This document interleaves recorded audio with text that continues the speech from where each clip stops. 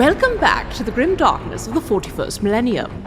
I'm Inquisitor Temperance Prize, keeper of the Inquisition's Black Library, and this is my report on the Valentyne Heresy, an actual play podcast set in the Genesis adaptation of Warhammer 40,000's Dark Heresy RPG. This report features Game Master Tom McGee and players Ryan LaPlante as Inquisitor Lucius Valentyne, Tyler Hewitt as Attikus Viz, Del Borovic as Morgan Rolls, and Josh Halbot as Gideon Vega. My report shows that the Inquisitorial band received everything they need from the Black Library. Valentyne learned his personal demon was the nascent god of hope. Gideon learned about the warp while Morgan watched him suspiciously, and Attikus got a new and improved xenos shield he hates. But can these heroes survive what awaits them after the library? Find out next in this episode of the Valentyne Heresy. Improbably, my lady, I think I have found the correct one for us, the one we were hoping for. I have eliminated and disposed of the other potentials, but of all people, it was Lucius Valentyne, the one who I added at the last possible minute, who has shown the most aptitude for our mission. I will begin to make the preparations. I will have the flesh crafters begin to work on the substitute. And we'll simply need to find a good enough place to make the switch. But rest assured, we shall help usher you into this world. And together, my lady, we will save the Imperium. Wilhelm Roach. Valentyne, you have just been informed that the woman haunting you is the sort of earliest manifestation of what could become a god of chaos by the Black Library. They have records of this thing being seen and spotted, and needless to say, as Eldari are rather concerned about the idea of yet another non-Yanid god being born into the world. Take a number. So they've informed you of this. Most of you have had conversations now to some extent, or been geared up again. You're in the Black Library en route to Commorragh, the home of the Drukhari. Gideon, you had a conversation with the Infinity Circuit of the Black Library around your sort of connection to the warp and what that might mean. Attikus, you received a new shield that you don't like, but is better than your chalkboard. Allegedly. And Valentyne, you received the information that was publicly available about the conspirators. You found that it wasn't very much, which kind of tracks with your own investigation and where these people are in the strata of the Imperium. You got no additional information about your Inquisitor from the Infinity Circuit. It had not heard of him. However, it was able to tell you about the theory of Pandora and the birth of a potential god of hope in the warp. That is where we left things. And, you also, of course, received Lizzo Lizardman, R.I.P., in sort of a sleek Eldari kind of hover form. And then proceeded to deprogram her so that she will no longer give you Bridgerton intros. So, Julie Andrews, you're released from your contract. Thank you for your work. And we got Julie Andrews? Yeah, the whole time. That's we were going to. That's why I had to shut the character down, because she was supposed to start next episode, and I knew we couldn't afford it as a producer. So, yeah. Back to Genovia with you, I guess. All right. So, Valentyne, I'll leave it to you. You deprogrammed Lizzo Lizardman. We just left with you. You just received all this information. Great. Are the Eldari still present? Are they giving us some space? Like, what's the They can't. If you want space, they'll give you space. I think he's happy to share this news as he goes. It doesn't really surprise him. It's a real relief to Valentyne to know that the Black Library can be wrong about things. So that's great. Treachery, etc. But no, he's good to move at this point. He can kind of talk on the way. The last time I went through the Webway, there was like a long walk. Yeah. So, in this particular instance, they inform you that they'll just kind of take you to a gate. Commorragh is also in the Immaterium, and it's cut off from like a lot of spots. Both the Black Library and Commorragh have been like assaulted by Chaos forces like multiple times. They've cut off a lot of Webway entrances, but the reason that the Cabal was using this place, like using the Black Library or using Commorragh at all, is just like it sits at a nexus point within the Webway. So Black Library to Commorragh is just a hop, skip, and a jump. Commorragh from elsewhere, much, much harder. Black Library from elsewhere, almost impossible. So yeah, basically they can walk you to the appropriate, like another one of those sort of external portal, Webway portals they've got built. So it'll be a little bit of a walk through kind of the large vaulted ceilings of the Black Library. But I guess he'd take a minute with his friends if we're just going to end up in combat scenario again. It's like the moment we're through, we're in hell, and then we're in tech hell, and then we're in heaven. So he'd start here and just give a brief explanation to the rest of the group, kind of letting the Eldari leave. He's aware that the Infinity Circuit might be listening, but it's not whatever. They gave him the information. It's also busy. Like it focuses its attention here, but like it's the Eye of Sauron, right? It's just like, great, done talking to you. I have to go like do other shit. So you're still seeing that line kind of glowing down the hallway. Yeah, but, it's just like if they want to listen, they want to listen. He doesn't give a shit. So we've received news that the plan was move forwards, but I wanted to share what I had learned about, shall we say, our female floating pursuer that we had been dealing with, the strange woman who had appeared whispering in my ear and speaking to all of you, looking... The demon. Yes, the demon, exactly, who'd looked familiar to each of you. I'm going to tell you what the Black Library believes, and then I'm going to tell you what it actually is.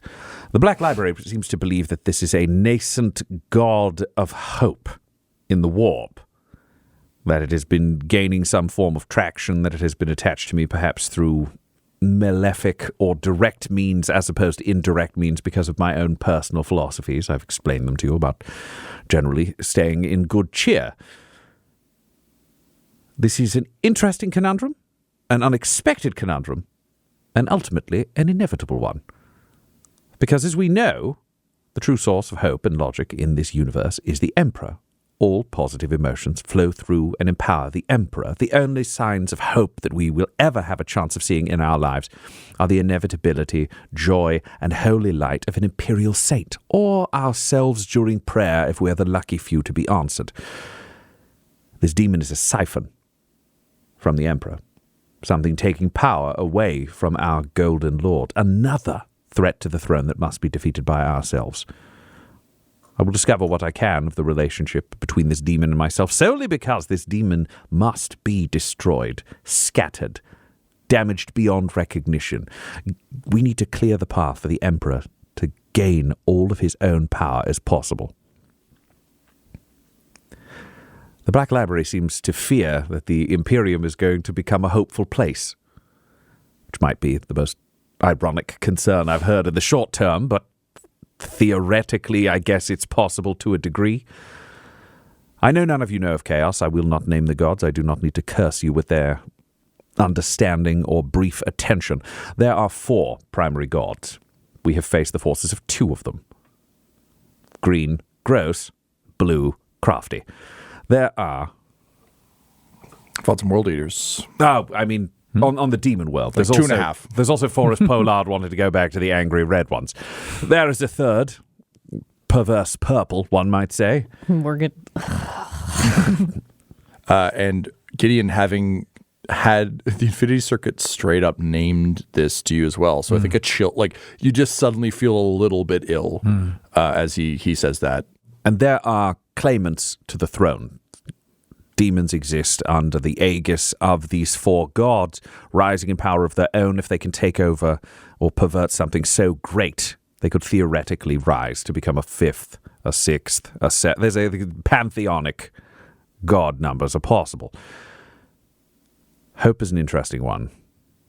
I don't understand how it would link. As far as I know, it's impossible, but there are many ways that this could be perverted to confuse, beguile, rob the Emperor's Church of his due. I've never heard of this god. I don't know how it came to rise so quickly. I'm confused about the possibility of its overall level of power. Normally it takes centuries on centuries, thousands of years. There is a Prince of Darkness trying to rise who has ultimately failed in his goals. There is Vashtor, who has his own plots and maniacal schemes, claiming to rise up to be the 5th god, as far as I can tell, through the forces of technological weaponization. I don't understand, according to my understandings or the Inquisition's understandings of the warp, how Vashtor came to exist or what his purpose is. The warp is complicated. But we will destroy this god of hope. There is to be no negotiation. We are not here to make deals. We are here to kill it.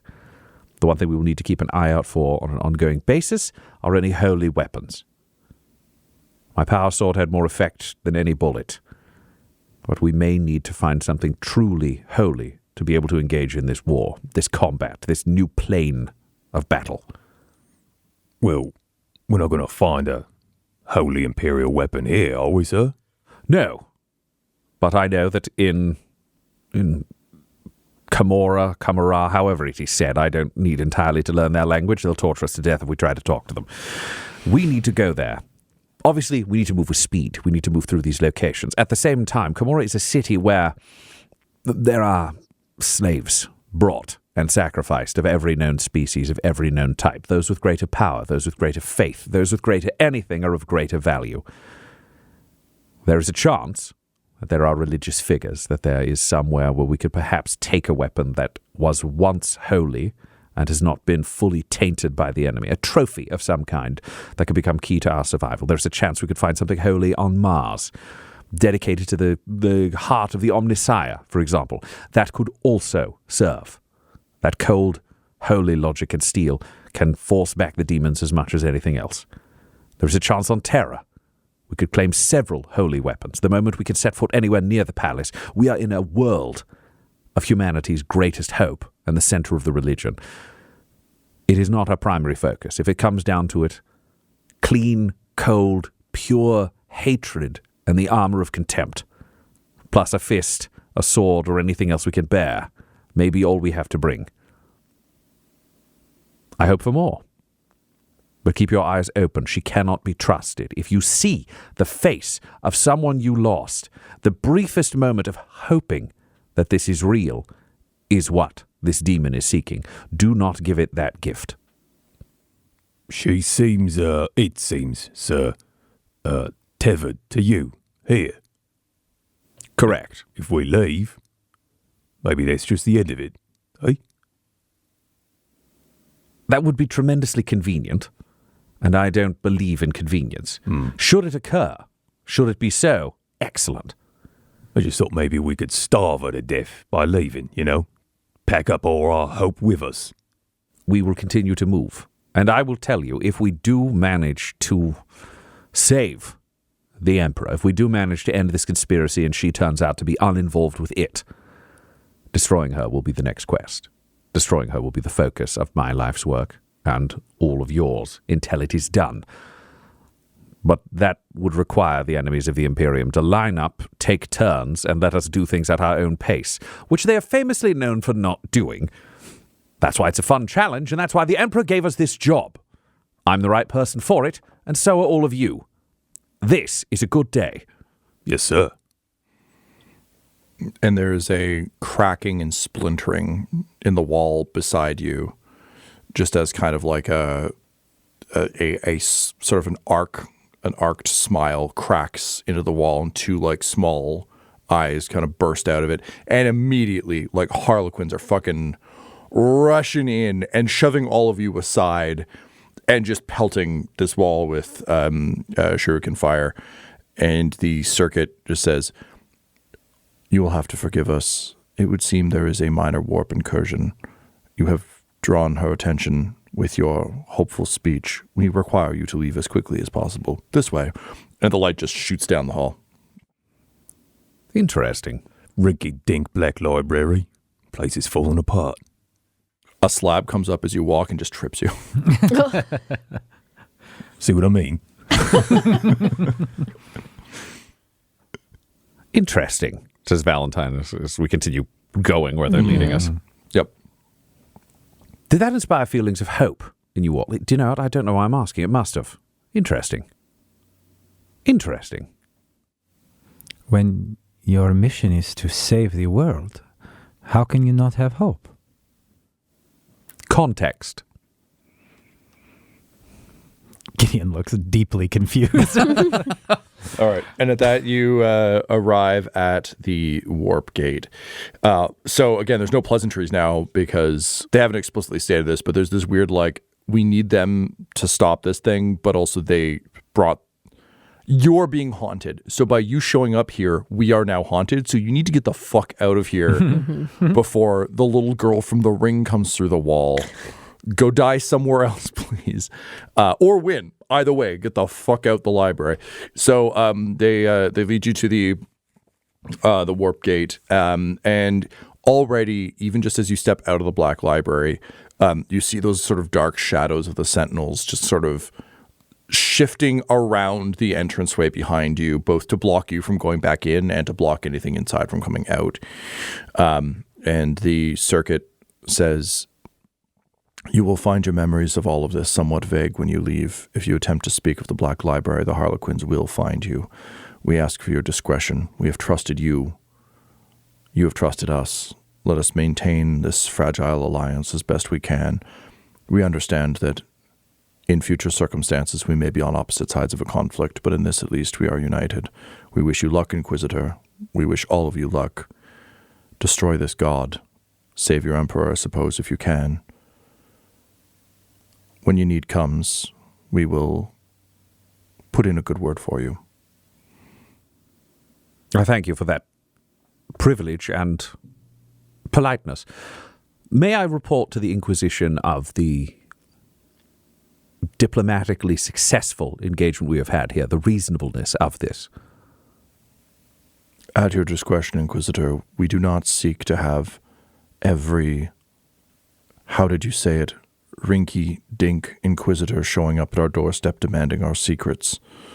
But you may present this. We are aware that some of our people are talking to certain returned Primarchs of your people. It is not unheard of. Yes, I believe the general elusive nature of your entire structure in the entrance, along with your, shall we say, tests of will and experience at the door, those will also be reported. Only those in the direst of need should approach the Black Library, and at the same time they cannot expect your help. But I would like to suggest to the Inquisition at large that perhaps talking to you might be far wiser than trying to assault or break in. This we appreciate. We will have our custodians standing by to remove the bodies of those who overreach. And I will provide no information on how to get here. Wonderful. Good luck, Inquisitor. Back at ya. With that, from inside your pocket, you just, like, you reach out, you pull out the small device. This is a, the Soulstone is mounted. Again, you can almost think of this thing like an amulet. And yeah, it's got, a lot of beautiful, like, it's Eldari, so it's sort of like spiky and it's got like lots of like nice smooth lines. But just a very fancy kind of, the Soulstone's big-ish, so it's not like a little, you can't wear it around your neck or anything, but almost like a large compass with a Soulstone in the center. So I assume you turn it on? Yeah, I gotta go through this gate. So you crank it, and Trin Rakai just kind of like drifts back into existence and says, "Oh, good. Existence of this now. Well, onward to Commorragh."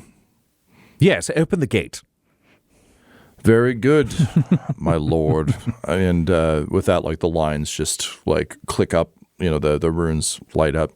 The gate opens and all of you step through. Can I retcon one little quick thing? Yep. Just in character, actually. If it's he's got the sword that he's using right now at his devotional icon. Mm-hmm. Is that are there still Harlequins kicking around? Yeah, if we jump back to when you were back in there, you can have it reworked. I just want to leave that sword behind. Oh, okay. Yeah. I don't think he wants that anymore. And then if he can maybe switch that devotional icon to the mask. Hell yeah. Yeah. Yep. Yeah, he'll do that. I like that. One of the custodians just finds a random sword that was like your family's entire like legacy and everything. It's like, monkeys leaving their trash in the fucking... Yeah, it goes in the same place they put the chalkboard shield. Yeah. Like they're both equally shitty to Eldari. Sweep it into an incinerator. And Trin Rakai's like shoulder pads from his fancy. Those are left behind too. There. Oh, yeah. There you go. That's Yeah, trash. small Is trash armor. Is Jeffrey still with us? You got a one-armed servitor with a mush face? I feel like he could leave him behind too if he really needs to. If he's not too. I feel like he's not really like. So is this the moment we forget Jeffrey and Jeffrey just lives in the Black If Library? he could like, I don't think he's like purposely going to like make him stay behind, but I feel like he's becoming a bit of a liability. Well, Jeffrey will just constantly follow you. So Yeah. an explicit, Yeah. like if you're telling him to stay. No, you know what? Jeffrey can come along. Great. I feel like the sword is enough. Jeffrey. Yeah. like, So we'll say he's got Yeah. a fresh arm. He got the arm we took off the Lizardman. Yeah, twice. he He got got his it arm back, back. yeah. He just Yeah. returned it.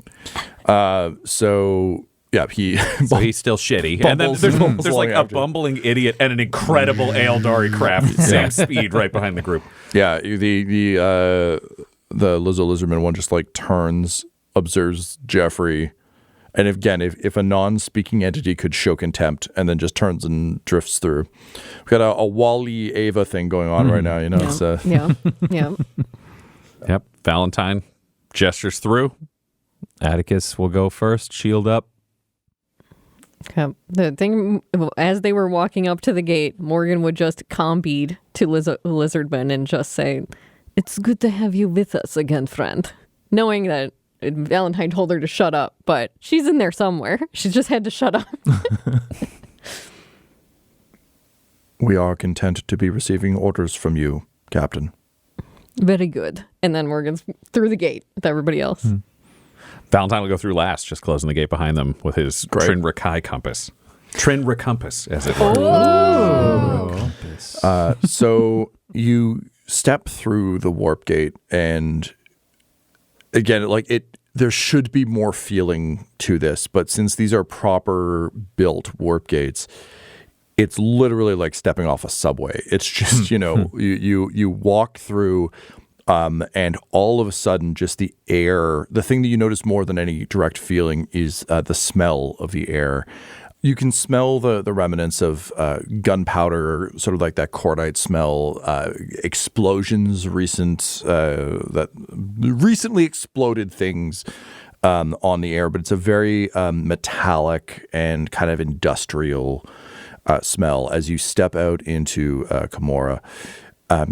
Above you are a series of black suns casting kind of an awful twilight over this multi-spired city is probably how you would experience it looking out from where you are, but realistically this is one of those weird warpy things where it's just much like an evil TARDIS. It's just bigger than it should be. It doesn't really make any sense from a geographical perspective other than just seemingly city in all directions. Very vertical, huge spires reaching up into the sky. You're several layers down, stepping out of the warp gate on the side of the Black Library was kind of very fancy and formal. On this side, you can see that it's graffitied onto the wall. So as soon as you're through, like the portal shuts behind you, the glyphs on the graffiti just quickly sort of blink out. And you can see there's like stains on the wall that kind of cross it and everything else. But it's literally like that chunk of wall disappeared and has now reappeared. You're in a back alley, and this is a city of back alleys. Black suns are suspended above it, up in the sort of the Immaterium, captured from other realms and brought here. It's gross. The air around you is thick. There's again like a variety of smells, but kind of that worst day of summer kind of feeling where it's just humid and sticky and the air is thick and heavy, sort of like a constant smog.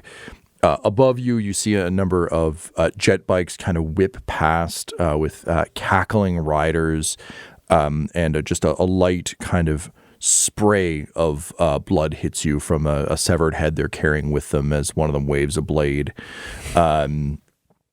In the distance, you hear, the distinctive crack of gunfire, and there's always a scream 4 streets over. It's just a kind of constant sensory barrage. The buildings here are very, when we say grimdark, if you threw some grim on that grimdark, you got yourself some Commorragh buildings. Like this is spiky, evil Drukhari shit. Spiky, evil Drukhari shit. Yeah. So It's a 2-1 grim to dark ratio. yeah, it's like grim squared. You know, like Don't we're going touch for. that. Yeah, I was going to say, it's also doubly dark. The suns are black. okay. So Okay. extra dark, extra grim. Grim, Okay. grim, dark, dark. Yeah. Everything's a little double sharp. double. Yeah. Oh, everything is very sharp. They put they have razor lined armor just so that they can fuck people up a little harder. The Drukhari are not a nice group, as Valentyne you would know. He's got some solid, like the Ordos train across the board so that Ordo Xenos Inquisitors can still spot a cult symbol if it's dropped. And the Drukhari show up because they live at like essentially the crossroads of the Immaterium. They just show up all the time, everywhere, inconveniently, and in a very kind of like old Viking way. They're constantly taking prisoners. So I think they make deals and they pursue cults. So- They'll make deals for prisoners. 100%. And Dark So- Eldar cults trade for the weird long-term survival bullshit they have going on. And I'd say even like more so than some of the other groups we've talked about, like you would know because these guys could just show up anywhere.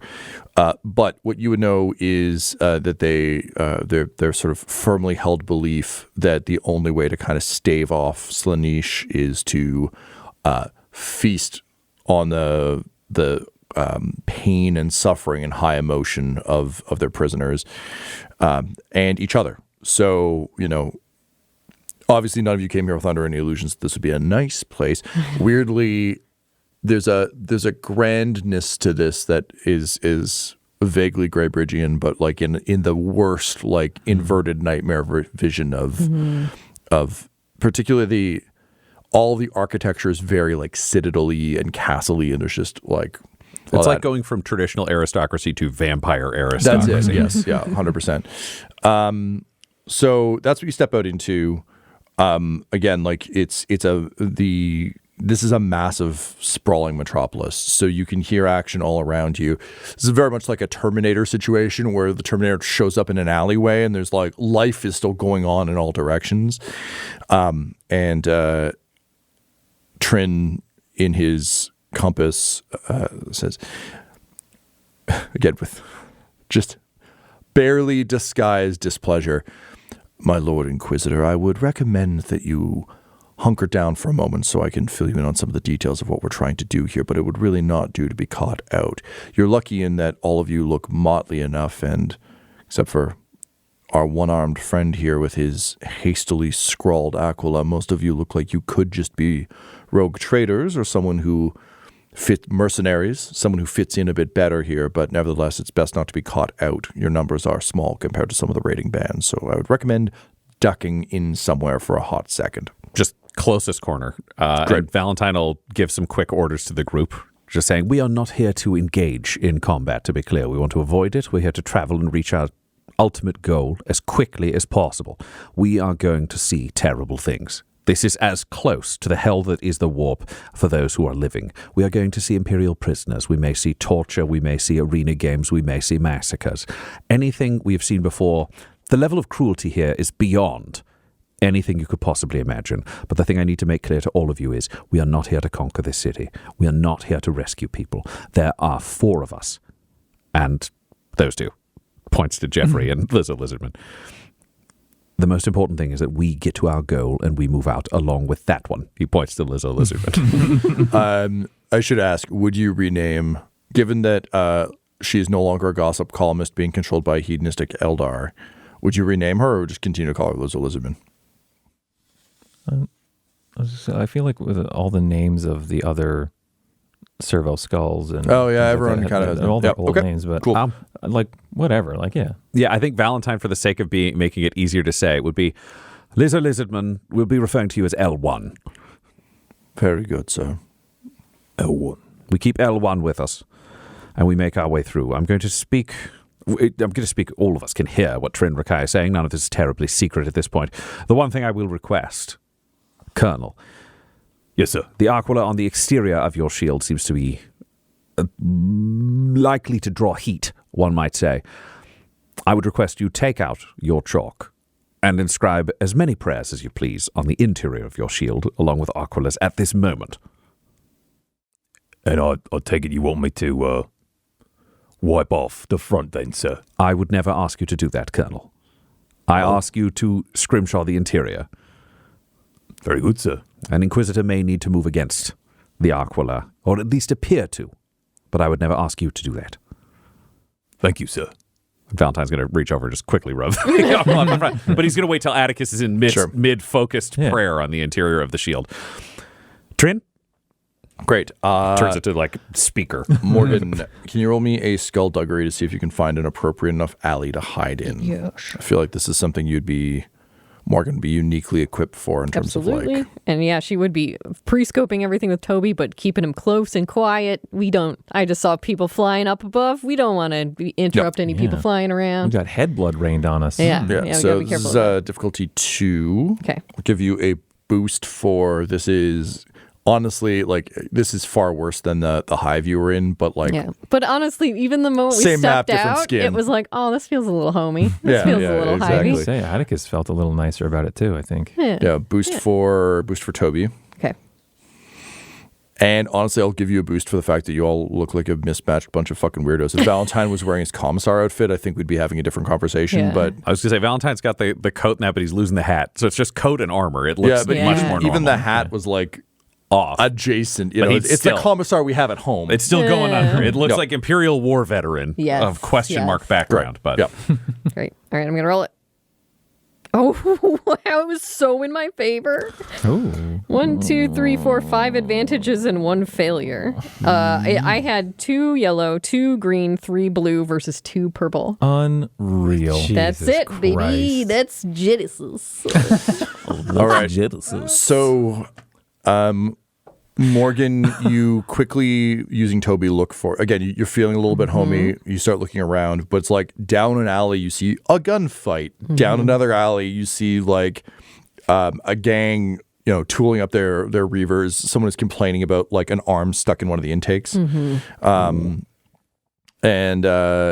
So I think what we'll say is you don't manage to find an alleyway to have this conversation, so all of you have to hustle, and it's just a keep moving. Yeah, and yeah, the Morgan would, after scouting out, turn an Inquisitor. There is no safe haven anywhere nearby. We are going to need to move. that matches my assumptions. On our way forwards, if we are stopped and have to deal with anyone or are confronted, Morgan, you're the most comfortable with deception as well as performing as a rogue trader. You're a rogue trader. Congratulations, we're your band. Trin, this is going to need to be a walk and talk. Understood, Lord Inquisitor. All of you take one strain from having to walk and talk.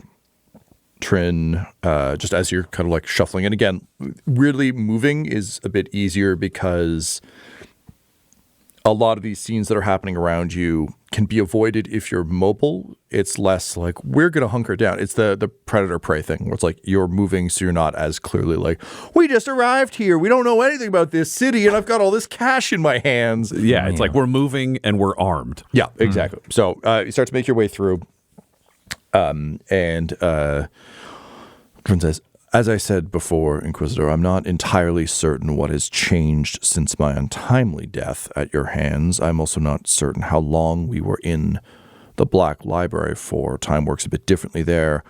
My fellow conspirators may have moved on with other plans.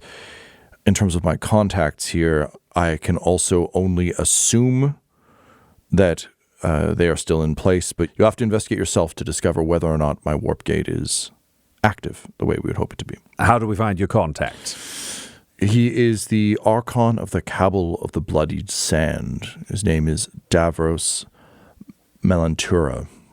He describes how to find, like, I think it's one of those, like, describe to me what you're seeing right now, blah, blah, blah. Okay, yes.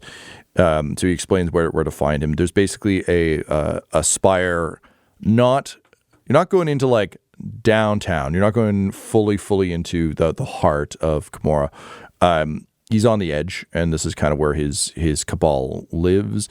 Good news is you're not in like the truly, well, I mean, every part of Commorragh is horrible, but like the lower city is more horrible. The people in the upper city are like, thank goodness we don't live down there.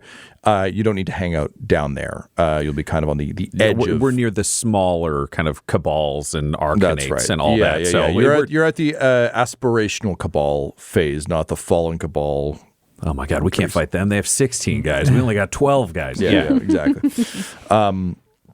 So he describes how to find your way there. I'm imagining it might be something like painted glyphs of the different gangs on the walls where you can track your way around town. How do they mark their street signs? Well, I mean, the Cabals themselves basically, because like Commorragh is essentially like it's one big city-state, but it's kind of a bunch of little fiefdoms within it.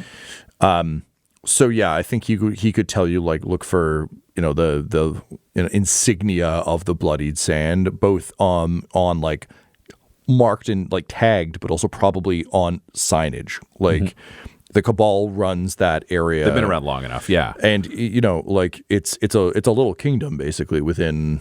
It may just be a building, but like it's a kingdom within it. So it's the kind of thing where he's probably giving you bad directions, but enough that you're able to kind of make your way toward it as he gives you the rundown. He says, Davros is Drukhari we've had some dealing with. The Cabal of the Bloody Sand is a somewhat aspirational house within Commorragh. Davros himself did not want to participate in our particular uprising. He doesn't care about such things as infinity circuits or Yanid or anything else. He simply wants to continue to rise within Commorragh society, but he serves my purposes just fine and was willing to host all of us at his citadel on our way through. He was lucky enough to inherit the means we will use to reach Mars some time ago. They are held within the family storehouse. So simply find him at his citadel or his son Sileus, and one of the two of them, I'm sure, will help you, assuming he's not tied up with another one of his games. Davros is a gambling man and particularly enjoys sponsoring and betting on the witch cult battles in the arenas. If you cannot find him at the citadel, you may find him there. It is an interesting leverage point you may be able to use. All right, Citadel, if he's not there, he's at the games. What leverage will we be able to bring to bear to move this relationship forwards, considering you are a compass and we are human? He has no issue dealing with humans. He likes games of chance. He likes advancement. So if you can offer him some way forward, or if you can make things interesting for him, perhaps bet on the games yourself, you may be able to win a favor from him. I would love to help, but as you indicate, I'm fucking dead and in a compass now. So I'm certainly happy to put in a good word, but any debt leverage I had with him is gone along with my body. And apparently my armor, like the spirit within kind of shifts. Oh, no, fuck, he can't see. I retcon that, I'm sorry. We also threw your armor in the garbage. And then he just mutes him. Just back to mute. He's done. The compass shudders as you do it, but as soon as it's clicked, it's done. Yeah. Valentyne has a very healthy hatred of aliens, and this is an alien he has to use for something, but it's not a friendship. This isn't like, oh, cool, my compass can talk. Yeah, this isn't an enemies to lovers situation. It's just an enemies to compass situation. Yeah. Yeah. Okay. So you make your way through, again, just a little bit, again, taking some strain from having to like duck and dodge and weave around things. But eventually you see the insignias of the Cabal of the Bloodied Sand and know you're kind of in the right place. It's also a bit obvious because there are arena fight posters everywhere. What do the fighters look like on these posters, Tom? So these are witches. Witches are... so the Drukhari in general, because they've rejected their psyker nature, are like all about physical prowess and combat. So you can think of these as essentially like UFC fighter level physiques or Olympian physiques. The witches themselves are primarily female warriors who wear kind of a lot of the Drukhari imagery is drawn from like the old pulp serials. So it's a lot of like, single heavy gauntlet on one arm and then otherwise like dressed to attract the eye. They are, it was described in one of the books as like, they look like they're dressed for a night on the town, but will murder you during said night on the town.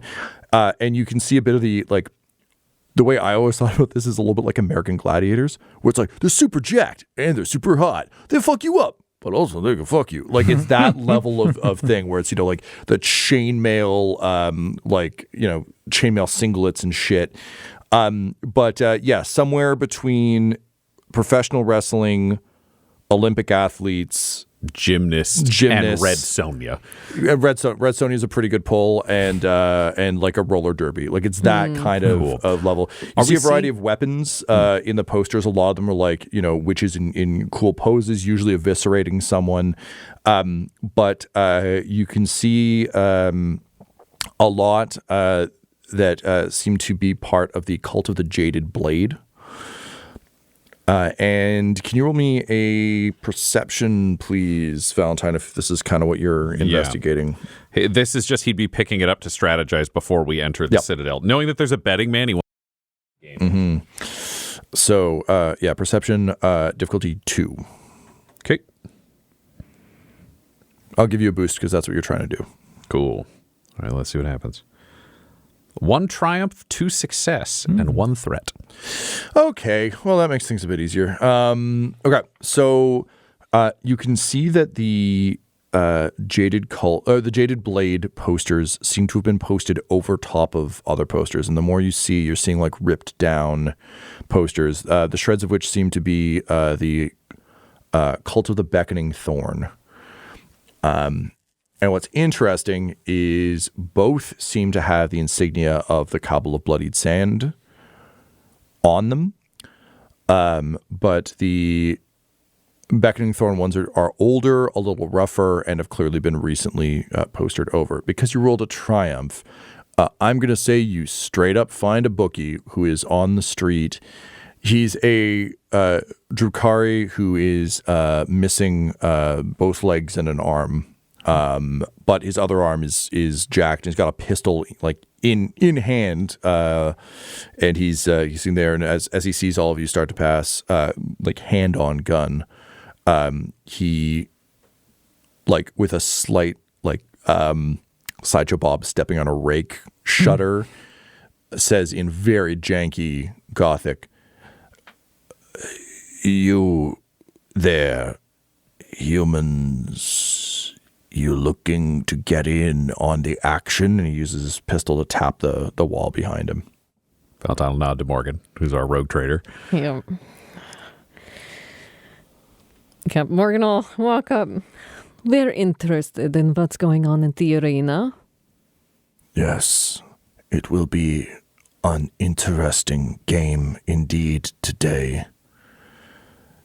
Tell me, do you seek to place a bet or simply to know more?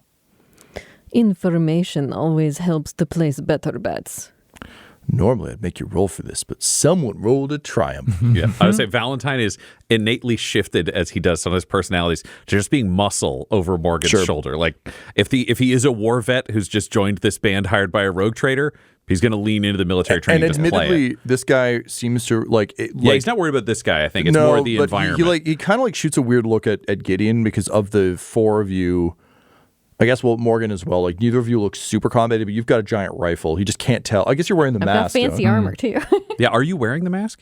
Maybe not. Then, No? yeah. Okay, so he's just like, he's not really sure what your deal is. And for a society that's all about, like, martial prowess, he's like, okay, there's, like, big, punchy, scary crossed arms. You've got a gun. Don't know what Harlequin sniper. Don't know what your deal is. But I think he respects you more for having clearly, like, 2 big threats. So he says, yes, this makes sense. Also, I sadly need the money. It is an interesting day. You are recent arrivals to our horrible city. We're more recent than some. Fine. You should know there is a war of succession happening for the cabal that controls this area, and if you are seeking to bet, you should know of it, as the fate of the house rests on this particular arena match. The old Archon, known as Davros, is in decline. His son is on the rise in the eyes of our supreme overlord.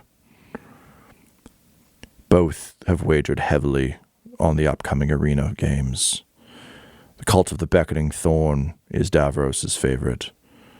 They are, like him, an old favorite, once quite impressive, still dangerous, but not flashy or fun anymore, a bit tired, like the old man himself. Sileus, his son, supports the Jaded Blade. They are flashier, more exciting. It has led to some spectacular wins and some equally spectacular losses. It is said the Supreme Overlord is protecting these particular games to make sure they just don't kill each other, which admittedly would make for good odds and a good entertainment. But the results of this game will see one of their stars rise and one of them fall. This does mean that betting is more complicated in this particular arena because there will be a lot of interest looking to interfere. I would not be surprised if Davros suspects that his Beckoning Thorn may not be able to get the upper hand. So, it will decide the fate of a house. It will decide who gains access to their estate, which has been cut off by the Supreme Overlord. One of them will rise as the other falls. Truly great sport, if you ask me. Quite fortuitous that we are here to bet on this very day. And he puts out his hand. He says, "So what'll it be?" Valentyne looks to Morgan. Clearly doing the military equivalent of, I have a question, but will only ask it if permitted. Excuse me a moment. I need to confer with my strong hands, she says, and takes a step back. And he just kind of scowls at this, looks at his hand, and then just takes a vial of something that looks like it's probably a poison, and just takes little sips while you talk. Mm-hmm. I wonder what the competition of this game actually is. Are they facing each other in combat? Are they facing other forces? Are they facing, perhaps, alien combatants? The posters show witches eviscerating other witches? Correct. Mm-hmm. So Attikus would point to the poster and say, Looks like it's just one group of warriors versus another. There are many forms of direct intervention. My belief would be that the elder of the two would be the most likely to maintain a deal honestly. He's in decline, he's more traditional, he's less flashy, perhaps less prone to flights of entertainment that don't make any logical sense. A betrayal is a particularly sharp blade that is favored by most Drukhari. I don't know how I can affect this game yet. But perhaps we can. We could find out where they are based. We could find Davros. There are options. If we could perhaps find out where Davros is located, unless anyone believes the younger Sileus, he seems to have a more powerful force, but I question his integrity. Well, seems like Trinrakai there knows Davros, and he's supposed to know where this gate is. Excellent point. And he just takes out the compass and turns Trinrakai on. So it turns out there's a war of succession. Apparently there is a gladiator games going on where witches of two various cults will be battling against each other, and Sileus and Davros are on either side. A supreme overlord has kept them out of their citadel. Oh. Who should we trust? Who should we side with, and how can we help them? I'm not familiar with this city. Frankly, none of us are. Also, we found a bookie. I don't know what they bet. And Trinrakai just kind of chuckles and says, "I would assume grim totems, but honestly, I never really concerned myself with the finances of the Dark City. I don't know, you could give him some thrones, maybe? Portions. Give him a Greybridge portion. I bet he'd love that." Very, very funny. Who do we side with? Which side is more reliable, the father or the son? Davros, the Drukhari are not to be trusted, but as I said, Davros has his leverage points, and also if his son is rising up against him, he's old and not a man of tremendous imagination. I suspect that he's being outmaneuvered quite handily. If you can do for him what you did to me and Greybridge, well, I'm sure he would be in your debt, and as I said, he's a gambling man and he understands debts. If he's not at his citadel because the Supreme Overlord Vecht has seized it, You can likely find him at one of his other properties. The Bloodied Sand Cabal specializes in the development and construction of arenas around Commorragh. He has an office not far from the Citadel. Excellent. And he'll get that information and then deactivate Trinrakai again. Perhaps we have something that we could use to place a bet, Morgan says, looking at Jeffrey. I was going to say. Do it. You're just going to walk Jeffrey over. All right. We would like to place a bet on this side of the beckoning thorn. And here is what we offer. And he looks up and says, what? And at this point, I don't think he can afford a voice box, so he'll just have to say it. He says something in Drukhari that sounds very unkind. He says, you want to wager trash? What am I supposed to do with this if you lose? Inside it is a human brain that is undoubtedly screaming for release that has been trapped inside the technology for decades. You have yourselves a deal. This episode of the Valentyne Heresy features the voices of players Ryan LaPlante, Tyler Hewitt, Josh Halbot, and Del Borovic, alongside Game Master Tom McGee. This episode was edited and mixed by Laura Hamstra, and the Valentyne Heresy's artwork was created by Del Borovic at delborovic.com. That's DELBOROVIC.com. Our theme song is The Hordes by Megan McDuffie, and our ad breaks use the tracks No Control and Chiefs by Jazzar, JAHZZAR. All of their music is available at freemusicarchive.org. For all things Dum-Dums and Dice, including merchandise and how to join our Patreon, you can visit dumdumdice.com or find us on social media at dumdumdice. That's DUMBDICE. Ave Imperator, and death to all the heretics. Dum-Dums and Dice has to give a special thank you to the supreme beings of our Patreon at this time: Christopher Little, George Dolby, Gavin and Abby McDonald, Fire Unfriendly, Grandma Likes D&D, Alan, Stabby Stranger, Glitch Trick, Flynn1138, Alarain Okapi, Schrodinger's Pepper, Madre de Gatos, Lady Maiden, Nithrian, Garbo Ape, Sam Schaefer, Waffle Marine, Dagger Rain, Rob L, Dia De Los Hoodless, Squishy Werewolf, Remy Funky Head, Accent Therapeutic Services in Florence, Kentucky, Lael, Shulzari, The Long Family, Jordan Oliver, Richard Wright, Brittany Fenwick, Alex Parr, Dragonfly, Megan Werner, A Man Out of Time, Curtis at FingerTechRobotics.com, Panda24NN, Shendra D, Your Homeboy Bones, Ellis Hatch, Odigenous, Beef Not Cheese, Kai Koa, Squire Solaire, Sandy Sassy Pants, Adam, Amira Lockhart, James Molina, Nick Hemsing, Alex LaFountain, Mickey Blake, Seth Cambron, and Jill and Noel LaPlante. If you want your name to be added to this list, you can join our Patreon too at patreon.com/dumdumdice. Thanks to them, and a little bit of thanks to you.